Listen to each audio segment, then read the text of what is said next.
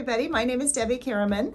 I am a burn prevention educator at both the Grossman Burn Center and the Children's Burn Foundation. The Grossman Burn Center is a burn treatment center in West Hills Hospital in West Hills, California, and the Children's Burn Foundation is a nonprofit foundation located in Sherman Oaks. We cover the cost and ancillary services for bringing children in from all over the world and providing them with burn care when they've had serious burns.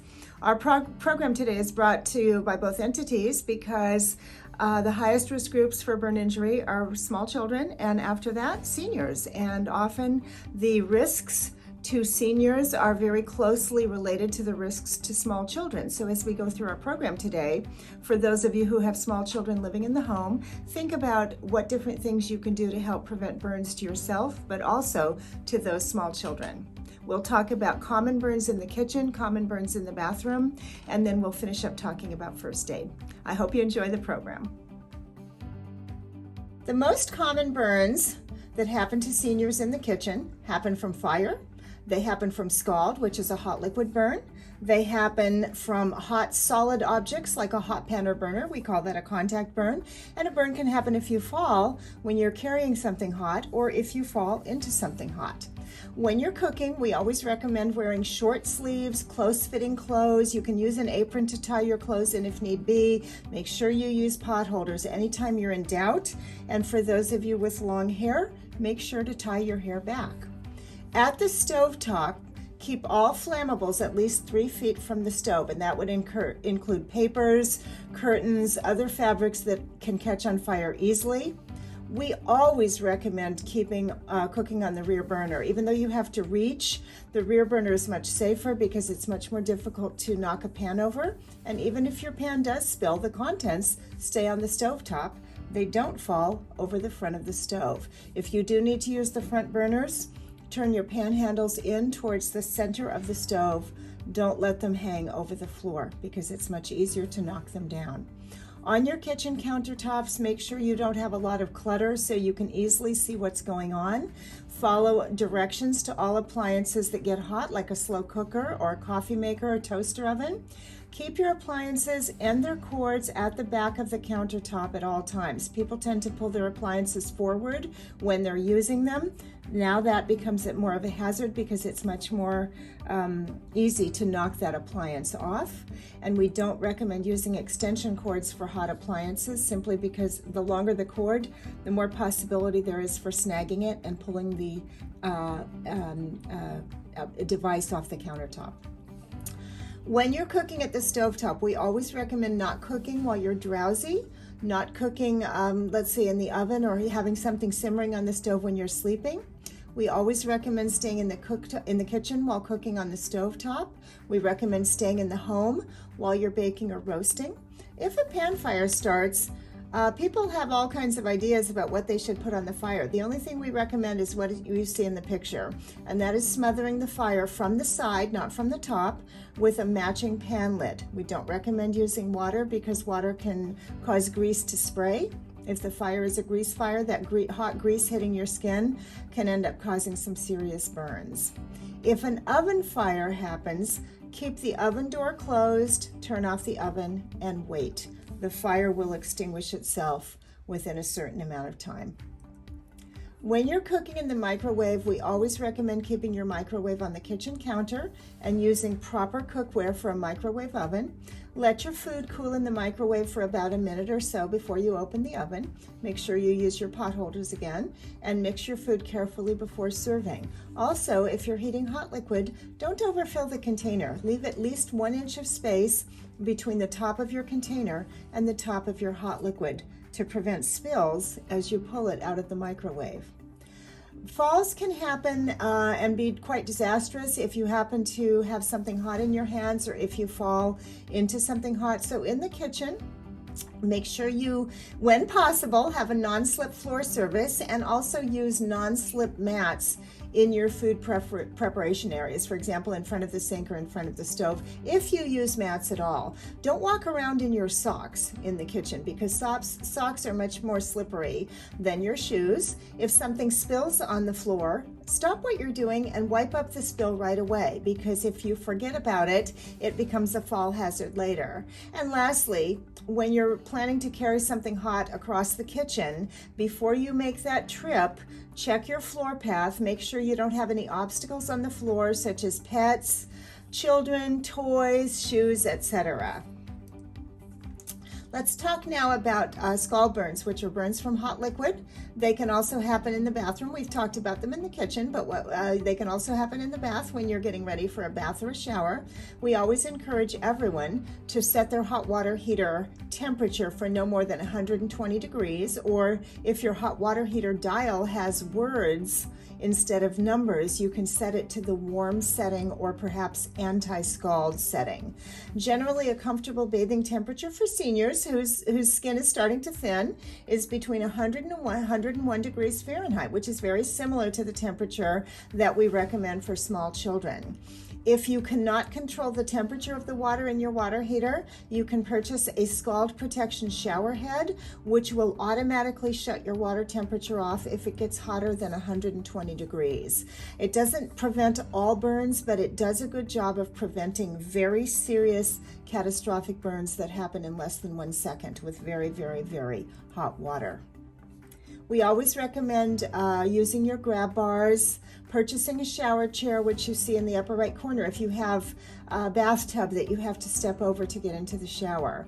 With the shower chair, you can just sit down on it and slide across. Always use non-slip mats if you use mats at all in the bathtub. And also keep your phone with you while you're bathing. You can put a rubber band with a string tied to it around your cell phone, set the phone down, and allow the string to run onto the shower floor so that if you do fall and you're down on the floor, you can pick up the string and pull your cell phone to you. While you're sleeping, we recommend highly against using electric blankets. If you use a heating pad, only use the heating pad for 20 to 20 minutes at a time. If you need to, use a timer to limit exposure, but many of the more recent heating pads have a timer on them. Also, it's very important not to place any body weight on your electric heating pad. The heating pad is meant to sit on top of your body, not underneath it. And you can also purchase non-electric alternatives like a microwavable heat pack if you need a heat to a certain part of your body. If a burn happens, for burn first aid, we always recommend removing the hot object from your body, from whatever part of the body got burned, and then running cold tap water in the burn for anywhere from 5 to 20 minutes. The purpose of using cold water is to allow that coolness to penetrate through the burn, to slowly draw off the heat from the body and keep the heat from penetrating more deeply and actually making the burn worse. We don't recommend ice because ice is very cold. It can actually cause a burn, which we call frostbite.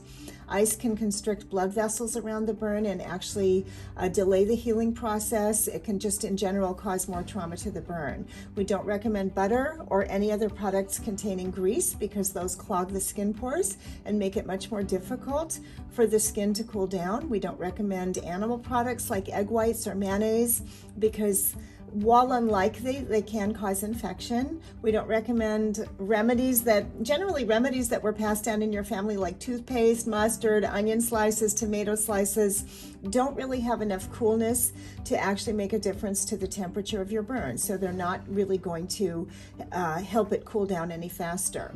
If you get blisters from a burn, that means you have a second-degree burn. We don't recommend opening the blisters. Rather, apply antibiotic cream to the broken skin, but otherwise you don't need to use an antibiotic.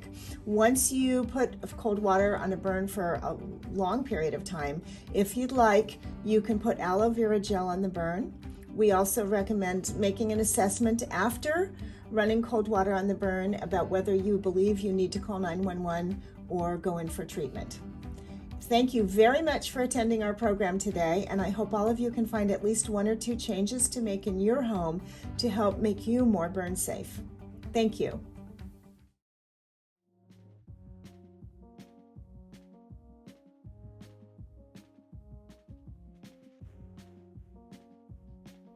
I'm Teresa Diaz, a registered dietitian at the Area Agency on Aging, and today I'm making one of my favorite comforting dishes, black bean and enchilada casserole.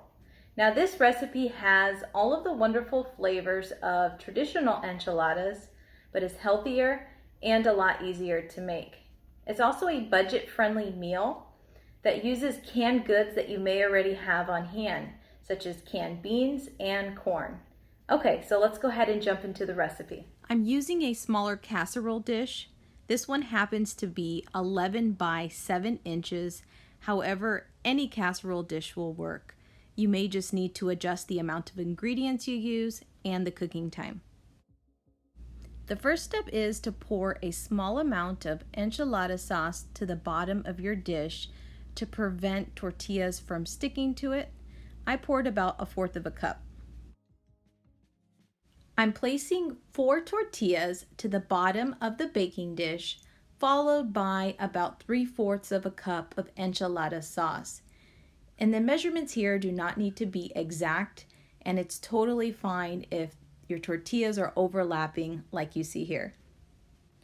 I'm now adding 1/2 can of black beans that have been drained and rinsed, as well as 1/2 can of corn that has also been drained and rinsed. I'm also adding 1/2 chopped bell pepper, and lastly, 1 cup of shredded cheese blend.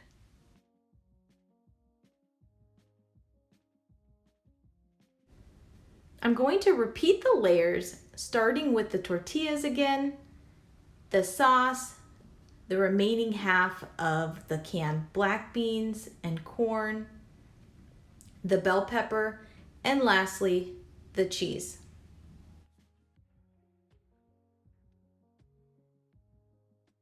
You can certainly add in other vegetables that you may have on hand, cooked chicken breast, or even ground turkey or beef. They would all work really well in this recipe. I'm now going to top the second layer with 1 more layer of tortillas, sauce, and cheese.